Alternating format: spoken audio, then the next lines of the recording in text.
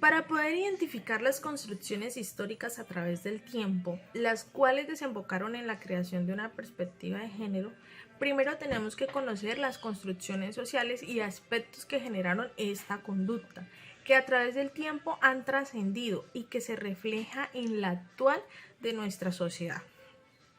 Y bueno, en nuestro pensamiento como un pensamiento crítico y bueno, en el uso de la razón que conlleva a tener una política de género establecida presente en nuestra sociedad y que nos permite defender y sustentar los años de lucha que diferentes mujeres han desarrollado que para que se les dé o para que se nos dé una representación en el espacio como parte de la sociedad. Más o menos desde el siglo XX ya no es posible narrar históricamente cualquier cosa en donde no se incluya una mujer como un referente de cambio o como un objeto de consideraciones tanto sociales como políticas, por ejemplo. Pues en este ámbito han tomado gran relevancia en las últimas décadas gracias a la constante lucha que muchas mujeres, tanto a nivel de desarrollo social, han realizado y que generan una civilización más estructurada, con mejores fundamentos políticos, sociales y que gracias a la educación generan un espacio más seguro para nosotras y que les entrega un lugar respectivo dentro de la sociedad. Es importante entender cómo la diferencia sexual ha afectado a este grupo poblacional, que en este caso somos nosotras como mujeres, tanto de forma política y social, y también hay que tener en cuenta que no solo es conceptualizar y escribir historias de mujeres lo que nos determina o lo que determina el problema de invisibilización sistemática que han venido sufriendo todas las mujeres a través del tiempo, sino que marca un inicio para una mayor reflexión teórica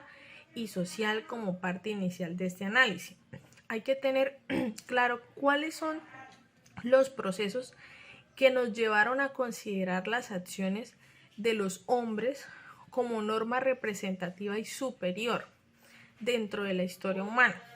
y que las acciones de la mujer se pasaran por alto o que bueno, fueran invisibilizadas buscando allá la respuesta del por qué se sigue marginando la historia de nosotras como mujeres, a pesar de que hace tiempo se visibilizaron y legitimaron avances científicos y sociales, desarrollando propiamente por mujeres empoderadas que han demostrado la igualdad y en algunos casos la superioridad frente al hombre. Es por ello que hay que conformar un concepto más claro y específico de cuáles son las conductas que debemos primar frente a otras en el proceso de mejoramiento de una construcción de sociedad basada en la equidad y en el respeto mutuo de todos los seres, independientemente de su género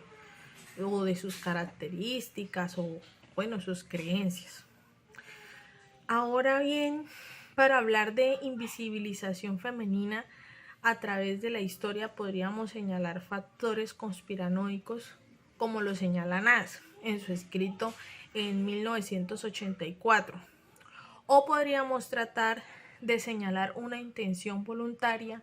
y consciente de aislar las mujeres del conocimiento histórico y del reconocimiento público. Todo esto depende del enfoque historiográfico que se tome para el análisis de esta problemática. Ahora bien, propiamente de las etapas que permitieron la construcción de una perspectiva de género, gracias a la reivindicación de nosotras como mujeres, podemos señalar los primeros intentos historiográficamente sobre nosotras como mujeres, que hablaba de dudas e inseguridades, respuestas por mujeres. Prueba de ello, la serie de conferencias que dirigió la historiadora Michelle Perrot en 1992, donde se preguntaba y si así estudió de si tenían historia las mujeres temerosas de afirmar que dicho conocimiento histórico era realizable y consultable. Sin embargo, durante las siguientes décadas en la historia, las historiadoras comenzaron a ganar terreno en muchos países, dando así una pequeña victoria en el avance de la construcción de una ideología de género más concreto. Bueno, en su etapa inicial, basándonos en lo anterior, podemos concluir que la historia de la construcción de género se desarrolló con la finalidad de recuperar las experiencias colectivas e historias que permitían hacer visible su papel como agente social en un primer momento, hablando de la historia de las mujeres notables que oscilaba entre la victimización o el protagonismo, es decir, ver a las mujeres como eternas víctimas de una sociedad patriarcal o como constantes luchadoras por la transformación social, y ambas versiones obviamente limitadas, pues se restringían a estudiar la opresión de las mujeres sobre las mujeres y su resistencia, más no tratar de profundizar en las complejas relaciones y cambios que vivió la sociedad entre los años 1950 hacia los 2000, centrándose más en una reinterpretación de la historia, por medio de un planteamiento que permitía incluir la experiencia de los hombres y las mujeres en conjunto y afrontando algunos problemas metodológicos que explicaban el tránsito de la historia de las mujeres hacia la historia de género,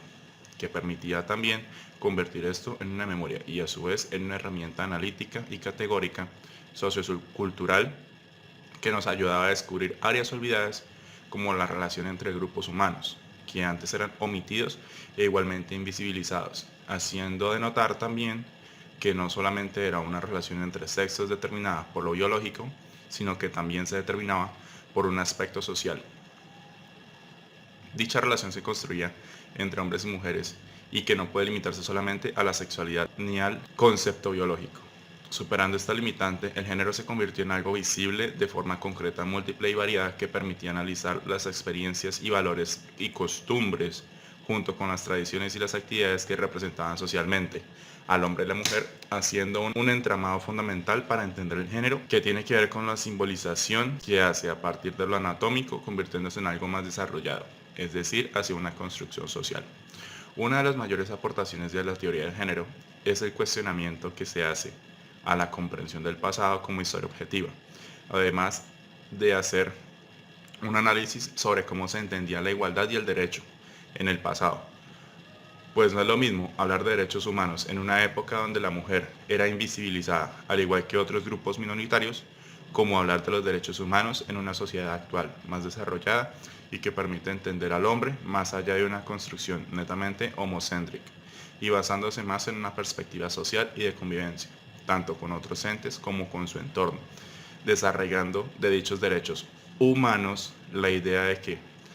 el único con derecho era el hombre blanco, el cual era superior a todo lo demás, y permitiendo convalidar los derechos de otros grupos poblacionales minoritarios y de la misma mujer.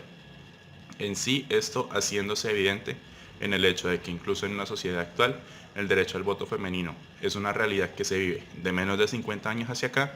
siendo que dicha sociedad se puede hablar que posee más de 200 años de existencia. La construcción histórica de un concepto más formado, pasando de simplemente denotar la diferencia sexual fijada en el entorno a la posición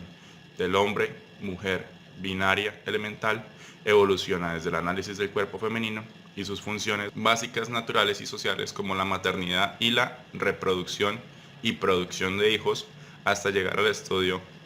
de la diversidad genética, que es lo que nos permite entender el género como un proyecto tácito para renovar la historia, tanto cultural como social y política, haciendo la identidad de género un invento cultural ficticio necesario para que se construya una mejor sociedad, renovando así la historia cultural y dando pie a la visibilización de otros derechos fundamentales básicos para todos los tipos de personas, sin distinción, modificando este concepto de personas no solamente a, como ya se había dicho, el hombre blanco y su poderío.